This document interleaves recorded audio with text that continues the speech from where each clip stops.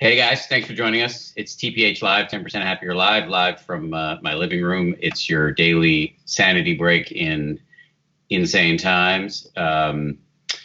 We bring in some of the best meditation teachers of the world, also streaming in from their living rooms. And importantly, you do not have to be some pro meditator to party with us. We do just 5 minutes of very basic meditation, and then we take your questions. And the question taking is also part of what we're going after here, because we want to, at a time when a lot of us feel cut off, even if we're surrounded by our family, we can feel cut off from our coworkers, cut off from normal life. We're hoping to create a little bit of a community here. And before we dive in, speaking of community, if you were with us on Friday, we did a sort of a shout out to a charity we're hoping to get everybody, a new charity that we're hoping to get everybody to support. And the good news is that we were able to raise, or you were able to raise $10K for the New York chapter of Frontline Foods, which is supplying meals to professionals in hospitals. And so we supplied 500 meals as a group. So thank you for that. Really excited about it. Let's bring in our teacher of the day. His name is Dr. Judson Brewer. I call him Jud. Jud, thanks for joining us. Appreciate it. Thanks for having me. You're streaming in from your work study in Worcester, Massachusetts. Can you give the folks who may not know much about you a kind of basic background on you? Sure. I'm an addiction psychiatrist and neuroscientist. I'm the director of research and innovation at the Brown University Mindfulness Center. And personally, I've been studying and practicing mindfulness for about 25 years. In other words, an impressive dude. So you have really spent quite a bit of time diving into the issue of anxiety. You have an app that helps people with anxiety, and you wrote a really great op-ed in the New York Times on anxiety in the era of COVID-19. So what's your sort of diagnosis for the culture right now as it pertains to anxiety? Yeah, that's a good question. It's very interesting to see a lot of what's happening here. But basically, there's this fear response because there's a very dangerous thing out there, this COVID-19. And yet fear as a response helps us learn when we have information. But their survival brain has this new part of the brain, the neocortex, layered over it. And that neocortex needs accurate information to plan and think. So when you take fear plus uncertainty, because there's a lot that we don't know right now, you get anxiety because our thinking brain starts going into these what if loops and it spins out. On top of that, you add in social contagion, which is basically just the spread of affect or emotion from one person to another. You add that to anxiety and you get panic. So I'm sure folks have been seeing this, whether on social media or in the grocery stores when they've been hopefully socially distancing. They go in the grocery store with a grocery list of things that they need to get, and then they see somebody buying all the toilet paper, and then suddenly their thinking brain goes offline, their scarcity mode kicks in, and they say, toilet paper, and then they go buy 6 months worth of toilet paper when they don't need it, and the other people don't need it, and then somebody else sees them, and then it just causes this thing. I don't know why toilet paper is the meme, but that was the thing that kind of kicked off this scarcity thing. But we can see how all of this rolls just from, our survival brain using this fear response, pairing that with uncertainty, and then, we get what we get, what we've gotten. Yes. And Clorox wipes are particularly hard to come by right now.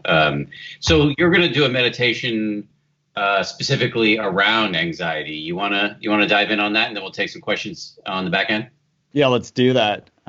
So whatever posture somebody is in, they could be standing, sitting, lying down, even walking. Maybe you're pacing in your living room. But just find whatever posture you're in and take a moment just to feel into that posture. Just feel if you're standing or if your feet are on the floor, just feeling your feet kind of ground in the floor. If you're moving, you can just ground yourself in movement. And for some, grounding themselves in their breathing is really helpful. So just finding that breath.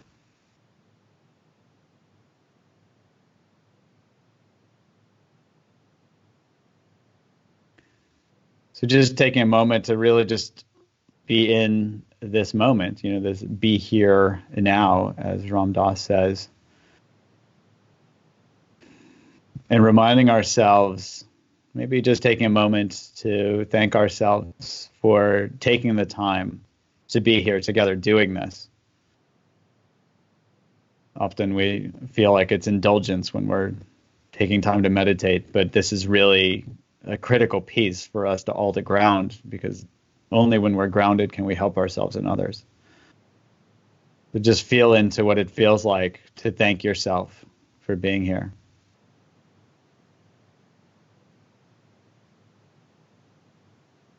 And feel what it feels like to be here with others, practicing together.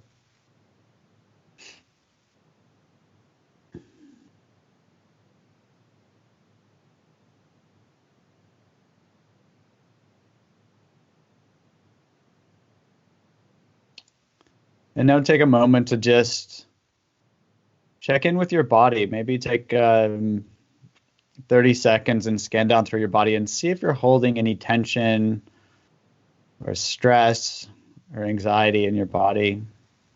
Sometimes we carry this around throughout the day and we don't even notice it. Maybe just scanning from the top of your head down to your toes, just taking a quick inventory of sensations.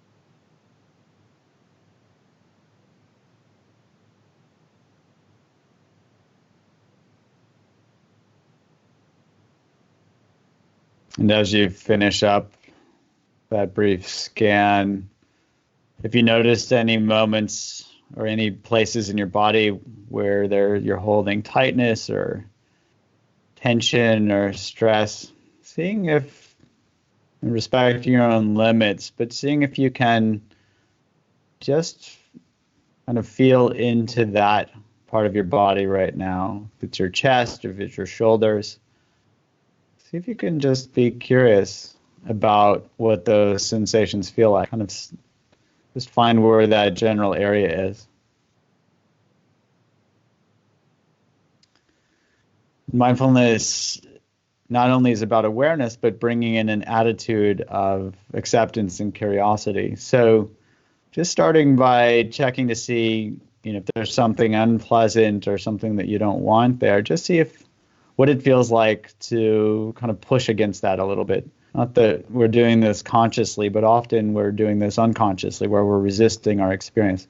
Just see if you can get curious and notice what resistance feels like, what that slight push feels like, if you're noticing any stress. If not, you can simply rest your awareness in your breathing or your shoulders.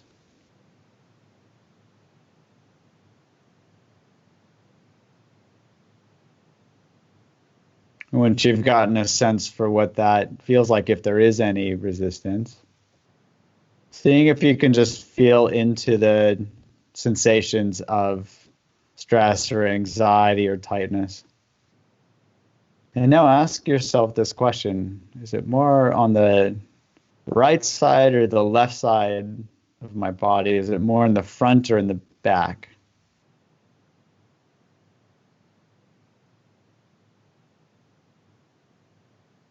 And see if you can use that simple question as a way to tap into some curiosity.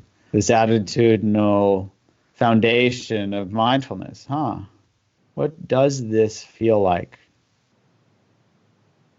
Doesn't matter if it's more on the right or the left or the front or the back, but that's just a great reminder that we can tap into this attitude of curiosity simply through being, bringing awareness to these simple questions like, I don't know, is it on the right or the left? Is it on the front, in the front or the back? And notice if that curiosity helps you turn, I shouldn't say turn toward, but even open to whatever those sensations are. If the anxiety is too strong, you can simply ground your awareness in your feet. Our feet don't hold anxiety. They're not a seat of anxiety.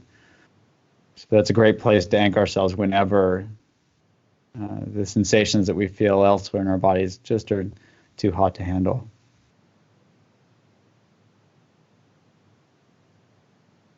Just see if you can rest for the next minute or so in these sensations.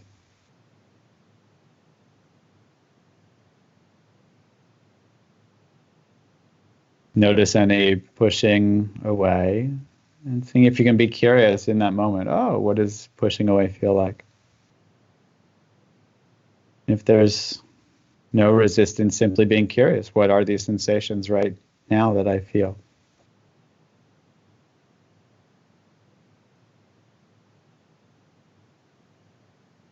If helpful, you can just name them or label them.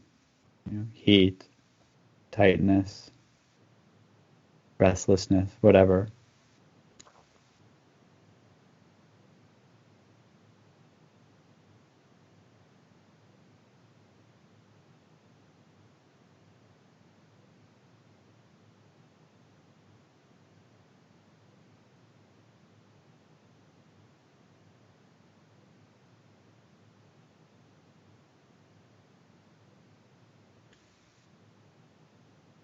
And now seeing if we can continue holding this space of awareness, this curious awareness, as we expand our awareness from noticing our physical sensations to listening, to expanding to a conversation, and noticing if there are questions that arise that you want to explore with Dan and myself.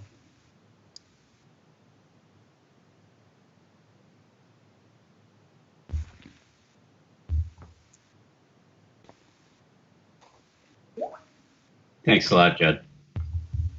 We're already getting some questions here. Kimberly Curran asks, how can I know if I'm using meditation as a way to avoid difficult times as opposed to leaning into the problems? Oh, that's a great question. How can I know if I'm using it to avoid as compared to leaning in?